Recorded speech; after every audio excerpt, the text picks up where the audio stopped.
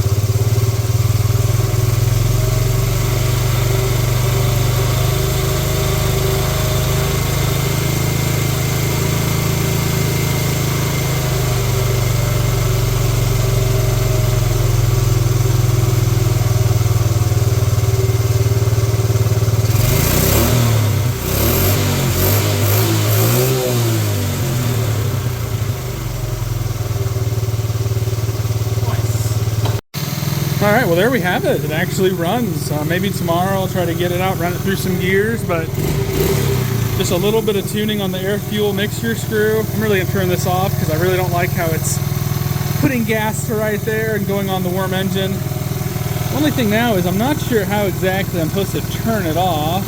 Actually, I wonder if kill switch.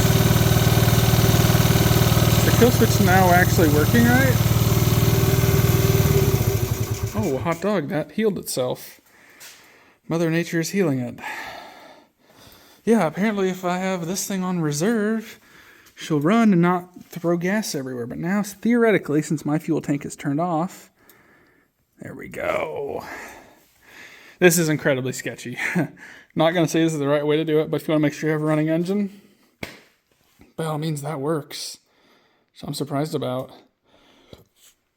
So yeah, it's about dark 30 outside right now. So like tomorrow we'll get her out and run her through the gears and see what happens. I'm pleasantly surprised. I just now realized I don't know if I ever checked the oil. I might have before I loaded it up at the kids' place. It's got oil. But that'll be something else I need checked and changed. And Now I'm actually feeling more like, hey, a fuel tank might be a good thing to get, and finishing figuring out a pull start would be a good thing too, but we got a runner. So Mother Nature kind of made a change of plans for this thing. So outside currently, it went from dark out to a winter wonderland. So a lot of snow's actually melted. But this thing was just sketchy enough, I was unsure of it. With this coming down, atomizing the fuel, and my foot being here, trying to shift here, kind of changed gears on this. So got a new fuel tank for it. If you find those things used on eBay, they're actually pretty reasonably priced. So I'll have the correct fuel tank on it and bolted on, which is a little bit exciting. And we'll put out new fuel lines for it. And I've been trying to work on some kind of a pull start mechanism. I did end up buying the pull start for a Honda TRX 90. And I have a theory for this guy. It's just going to take a little bit of figuring yet. I need to find the rest of my old parts. For three-wheelers, I'm hoping I can combine something off like a 185 200S to make it work with that. Assuming it basically bolts right on here. But we'll see. So let's go ahead, let's get this guy on. Let me try to find my parts for that. Let's see if we can make some stuff happen here. Well, nothing changed. What I was going to do originally for help the pull start was this 200S cage is too big for the TRX 90 pull start. So that was the original hope, was to make that function with this engine. I don't think it's going to happen. So now I need to find either a cheap TRX 70 pull start, which is not going to happen unless I find somebody private who has one and doesn't know what it is, or a late 90s, early 2000s Honda TRX 90 pull start gear cage, whatever you want to call it. Those are only cost like 20, 30 bucks, and they were in stock until I was looking for one, and now you can't find them. So the plan now is, I've been hearing people, we want to see what happens with the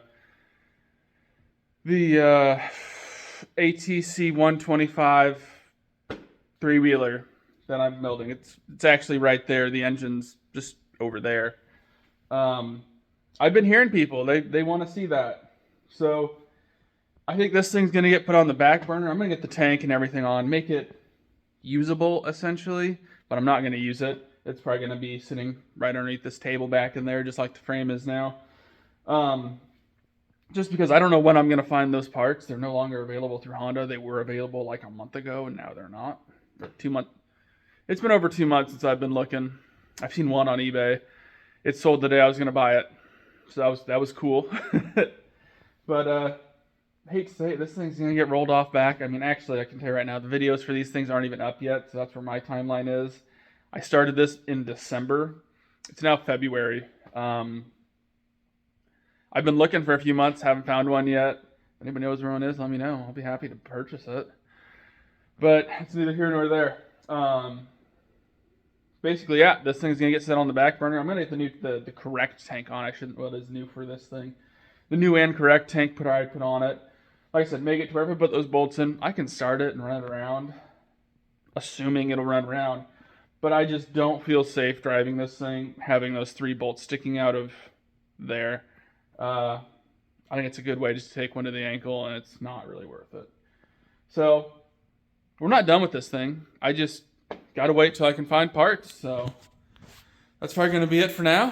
Thanks for watching. We'll either be on that or the truck next. We'll probably dabble this guy in as we can. So thanks for watching. Till the next one.